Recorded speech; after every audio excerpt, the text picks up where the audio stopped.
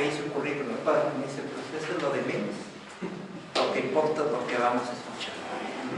Entonces, nada más quiero decirles que es el encargado de todos los papeles importantes de la Basílica. Él es el encargado. Históricos, los papeles históricos. Da misa a las 8 de la noche, por si alguien quiere escucharlo. Y los lunes sí, lunes no, a la misa. Entonces, quiero pedir por favor que cualquier cosa que quieran preguntar, por favor me interrumpan y que no se les olvide que estamos con una persona súper importante. Quiero por favor muchísimo respeto y que Dios nos bendiga a todos. ¿Sí? Un aplauso por favor para el padre.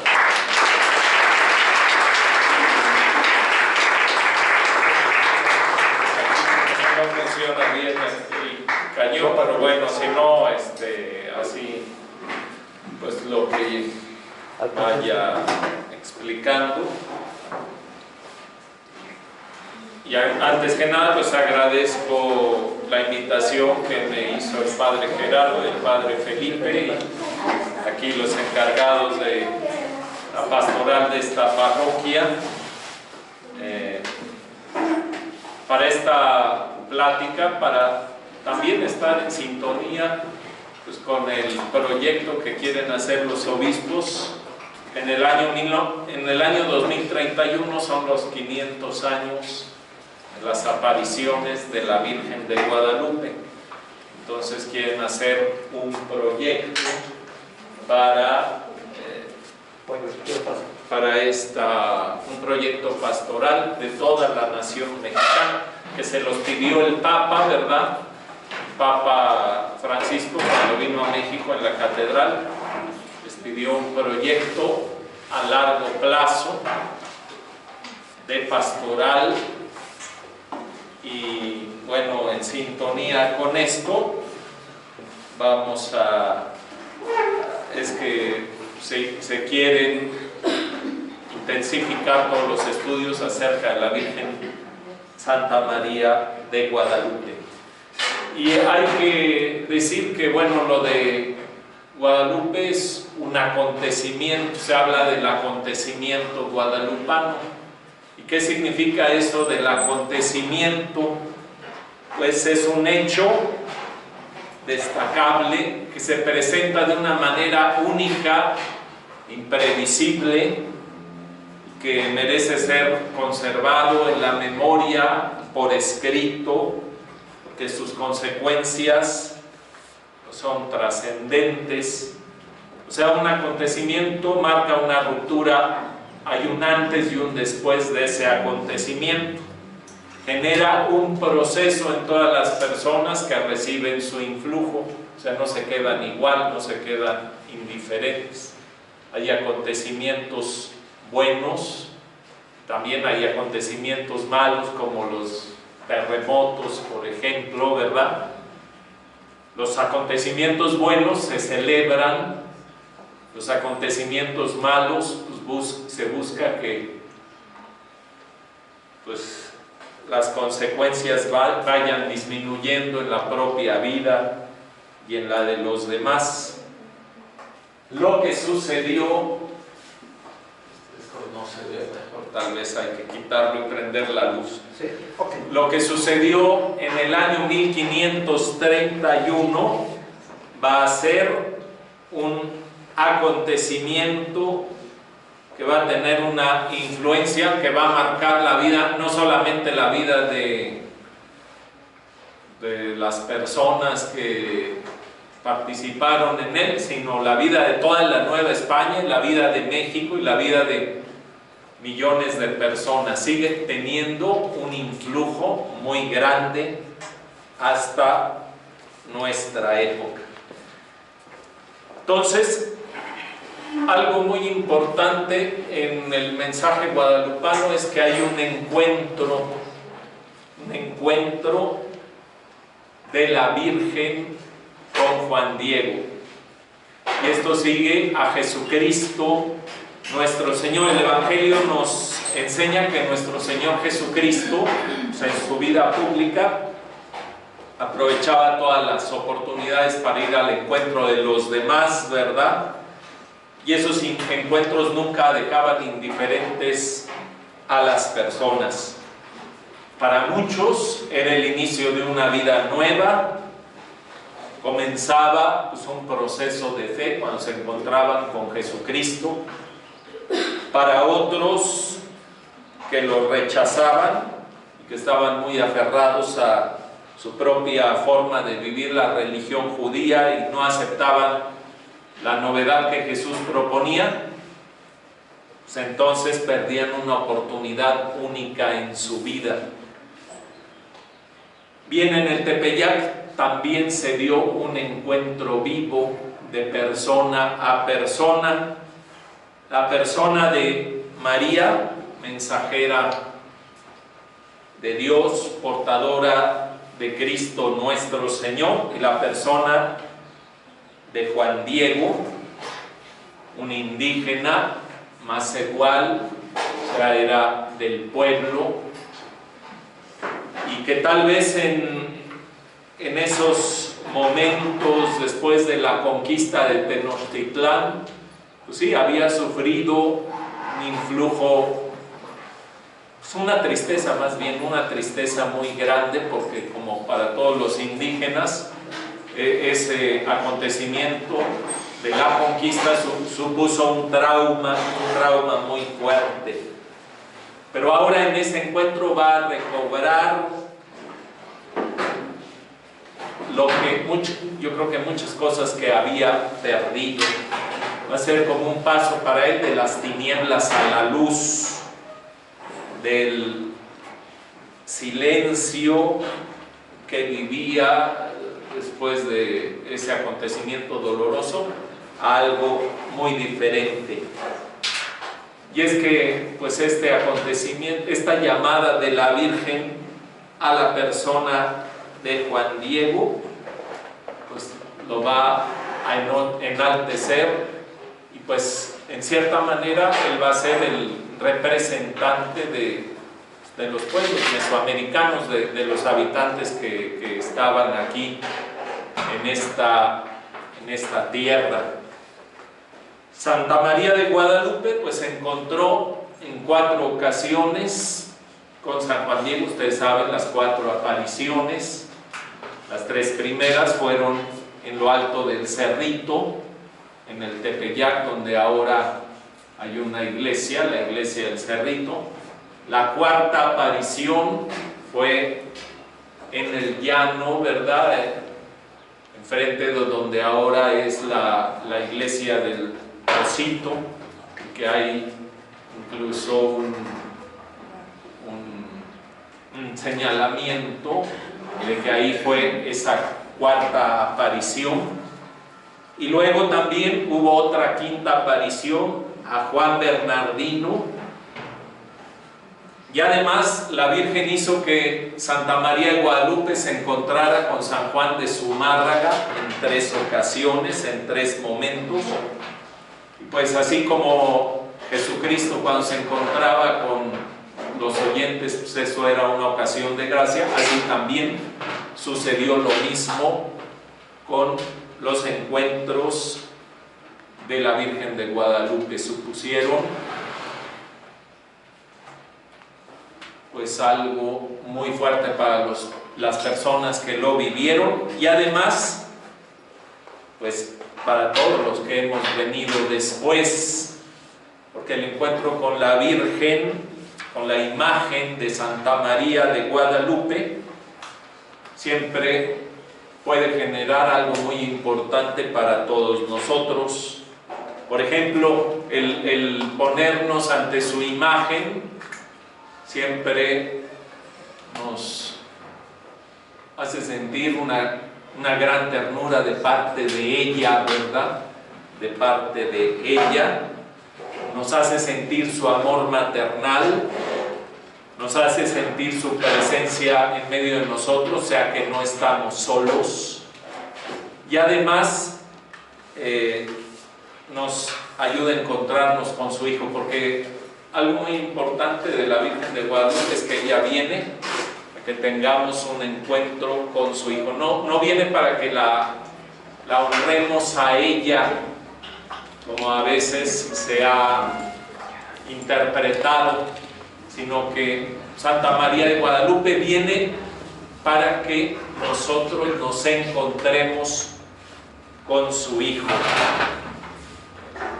Y esto, bueno, pues tiene una enseñanza importante para todos nosotros.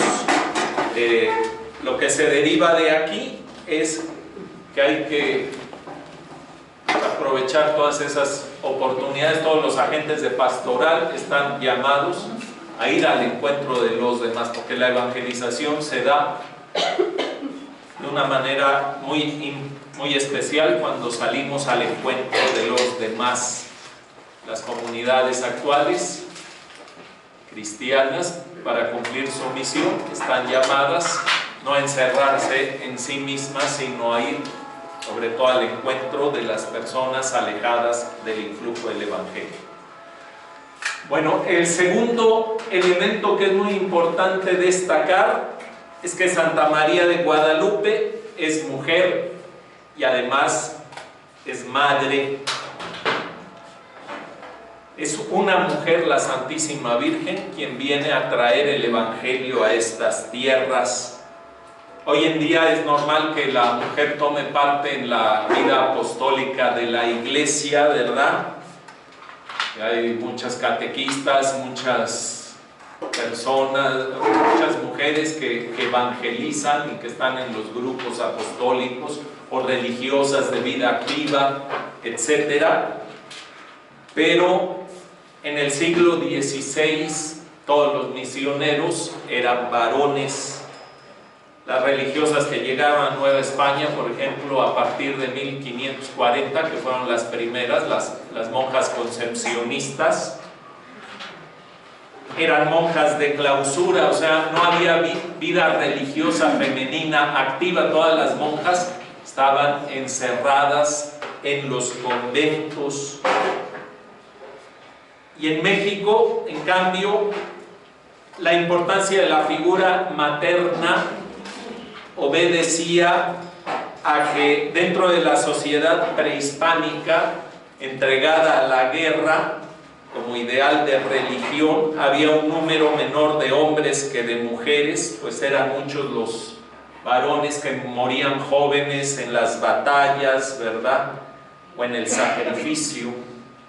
Los niños, por tanto, crecían conociendo como experiencia, tanto de amor como de autoridad, a la madre, la cual no solamente era muy tierna y amorosa, sino a veces también muy exigente y enérgica, como correspondía a una sociedad guerrera, ¿verdad?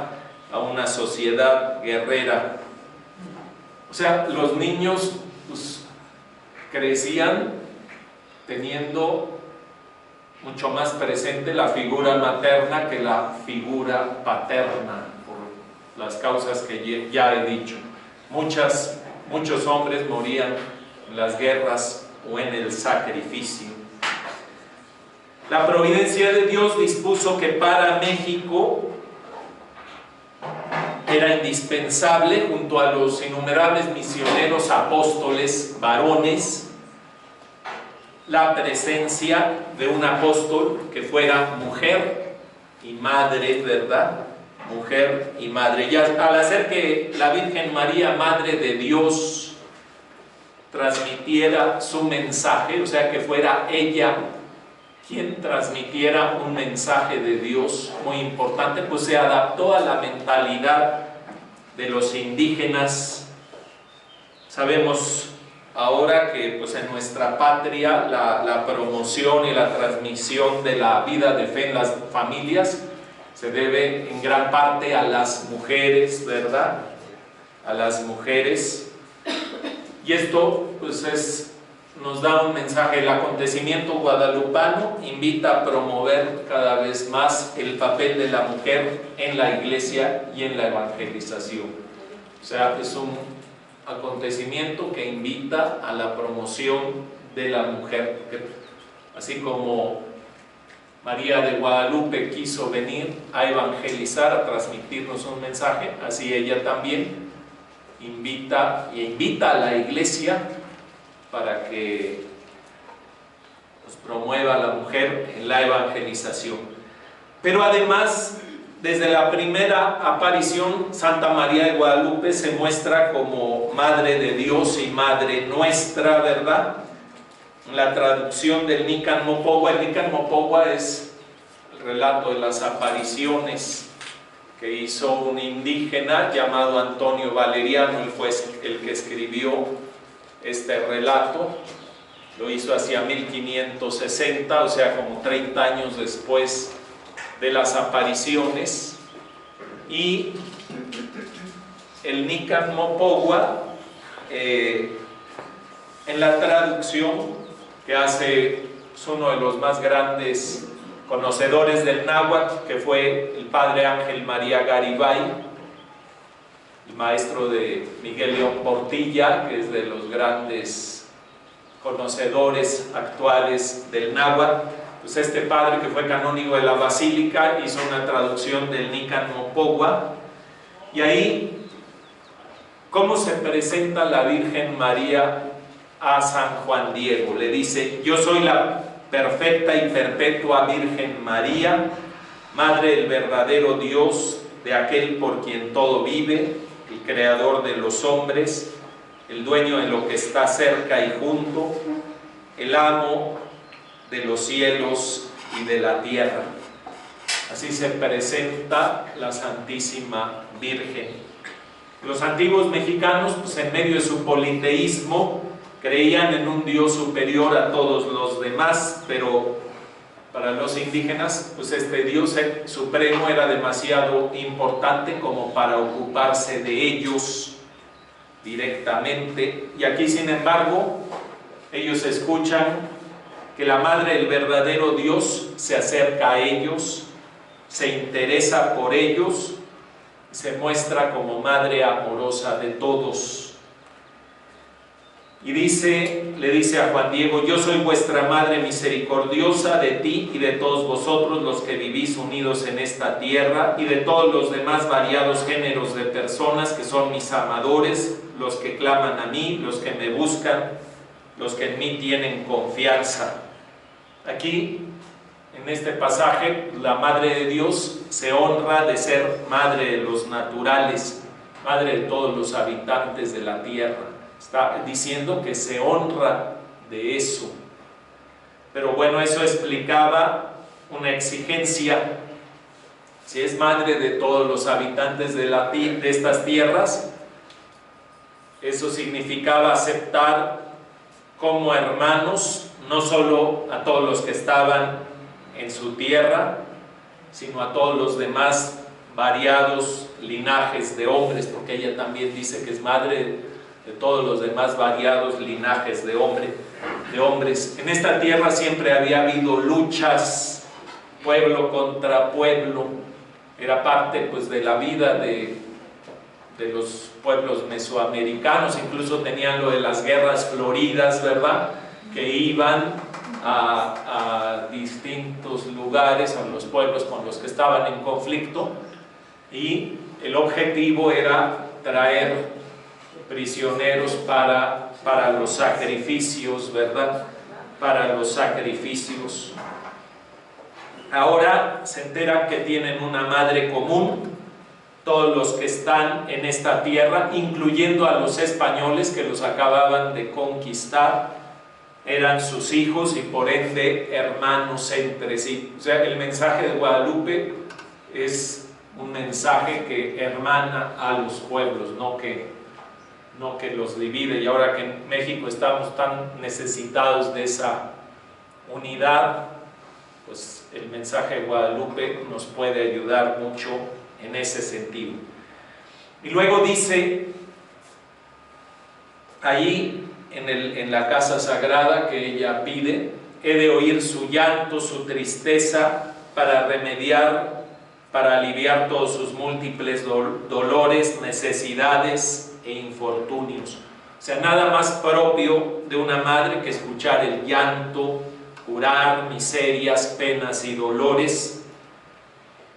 Sin embargo, aquí hay que tener en cuenta una cosa: todos los ingenuos o demagogos de la historia han prometido a sus seguidores suprimir penas, miserias y dolores, ofreciendo pues el paraíso del proletariado o un nirvana, una situación en donde todo estará perfecto, donde no habrá ningún apego, como pues, algunas religiones, como la religión budista, etc.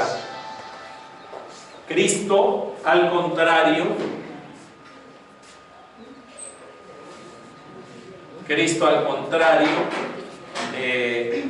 dejó claro que pues, abnegarse y tomar la cruz era algo esencial para su seguimiento. O sea, Cristo no prometió que los que creyeran en Él iban a estar libres de todo problema, de toda dificultad. Sin embargo, nadie que acudiera a Él se sentiría agobiado, puesto que su yugo es suave y su carga ligera, y eso es lo mismo que ella estaba comunicando, ¿verdad?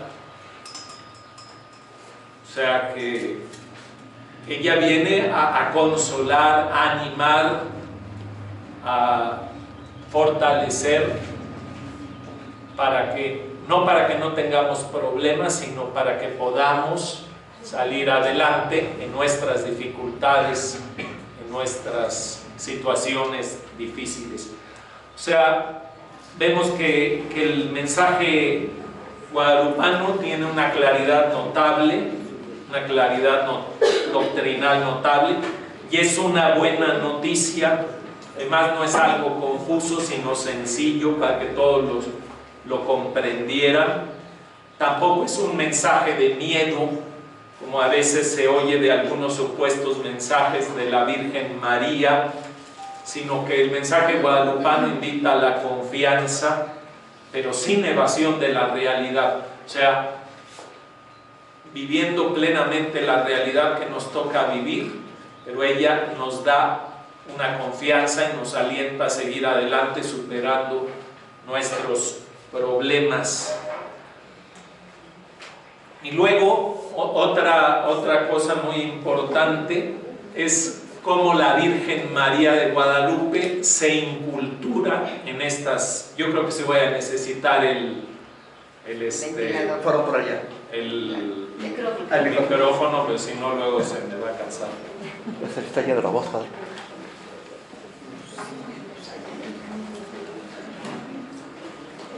El mensaje guadalupano, decía el Papa Juan Pablo II, es un modelo perfecto de inculturación. O sea, ¿qué significa esta palabra inculturación? Que se adapta a la cultura. Por ejemplo, el Verbo de Dios, al encarnarse, quiso insertarse en un pueblo de Israel, con una religión, o sea, una manera de relacionarse con Dios, con una cultura que es lo que significa la manera de relacionarse con los demás y con la creación, forma la cultura. También el pueblo de Israel tenía una historia, a veces muy difícil, con ciertos periodos en que fue una historia muy difícil de guerras, de esclavitud, de conquista, pero la conciencia de que Yahvé era el que conducía a su pueblo permitió que el pueblo de Israel pudiera superar sus adversidades y seguir adelante, y sigue todavía, ¿verdad? Esa existencia de ese pueblo de Israel pues es gracias a que pudieron superar sus dificultades que tuvieron a lo largo de su historia.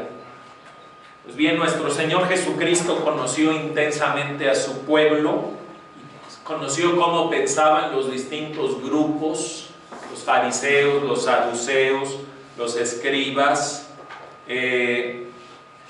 Además, Él para todos tenía una palabra, usaba por ejemplo las parábolas, que contenían elementos sencillos de la vida diaria, conocidos por todos, y con el mensaje que brotaban de las parábolas, pues interpelaba a sus oyentes, los motivaba a una respuesta, ¿verdad? O sea, nuestro Señor Jesucristo asumió la realidad de que su pueblo vivía para transformarla y para dar un mensaje.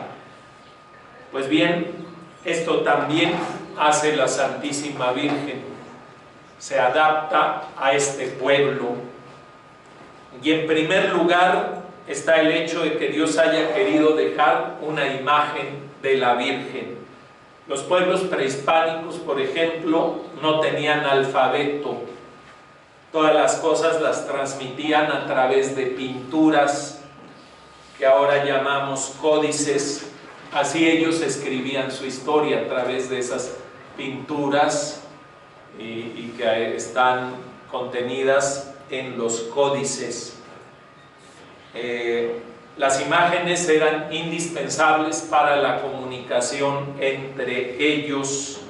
Esto lo entendieron algunos misioneros que transmitieron la enseñanza de la fe en catecismos a base de dibujos, que se llaman catecismos pictográficos, como el que hizo, por ejemplo, el primer misionero que llegó a México, que fue Fray Pedro de Gante. Él hizo un catecismo a base de puros dibujos para que lo entendieran los indígenas. El hecho de que un pueblo que se comunicaba con imágenes o a través de imágenes se le envíe una imagen de la Madre de Dios, pues es una perfecta catequesis, una perfecta forma de adaptarse de parte de la Santísima Virgen a lo que se vivía aquí. Luego, un segundo aspecto, pues es el rostro. Es el rostro. Si ustedes se fijan, no es un rostro ni indígena ni español, sino es un rostro mestizo. Hoy ese rostro es totalmente normal en México, pero no lo era entonces en 1531. ¿Por qué? Porque apenas estaba empezando a darse la mezcla de razas, el mestizaje. Al principio esto no fue fácil. Los niños mestizos eran considerados por los españoles como fruto de una unión ilegítima, y por los indígenas eran rechazados por tener sangre de los conquistadores. Pero en el rostro de la Virgen de Guadalupe vemos pues ya una propuesta de comunión, un mensaje de comunión, a fin de superar las diferencias entre las razas a través de la paz y de la armonía. O sea, aquí en el rostro de la Virgen de Guadalupe el mestizaje no se ve como un hecho degradante, sino al contrario, como una riqueza, fruto de la llegada del Evangelio a estas tierras. Por otra parte, la expresión del rostro era de especial importancia en el mundo náhuatl, ¿verdad? La palabra ixtli, que significa rostro, era sinónimo de persona. De aquí que... Gracias.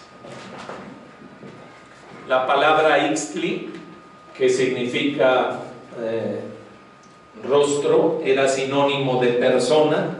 De aquí que su expresión tierna y amorosa de una madre que contempla a su hijo, como es el cartel de la Virgen de Guadalupe, indica amor, caricia,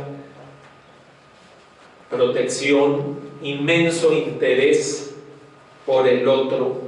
Y la manera de mirar de la Virgen, o sea, mirando de lado, equivalía a pensar en el que se mira, no olvidarse del que se mira.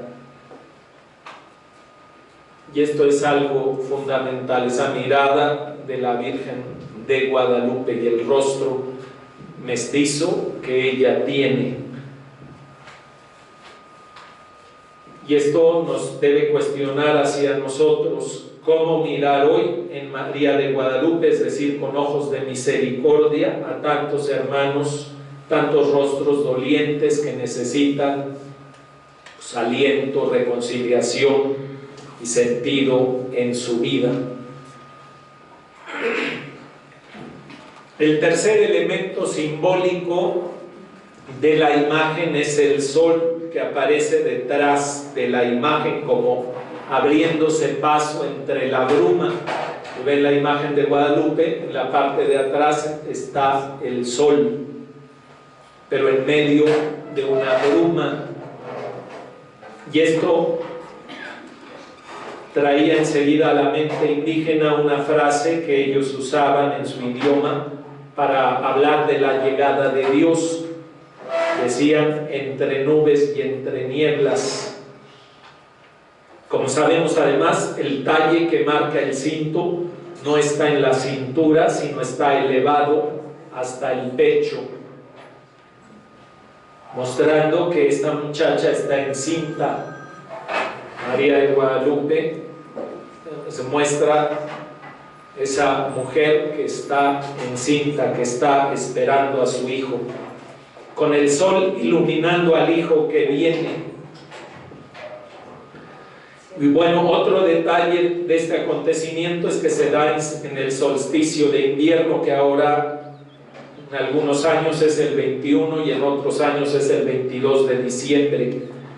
Pero en ese tiempo había un desfase en el calendario, se seguía el calendario de Julio César, y que cada 400 años tenía un error de 3 días. Y entonces el solsticio de invierno, o sea, cuando el sol empieza a crecer, el solsticio es el día más corto del año y empieza a crecer, pues ese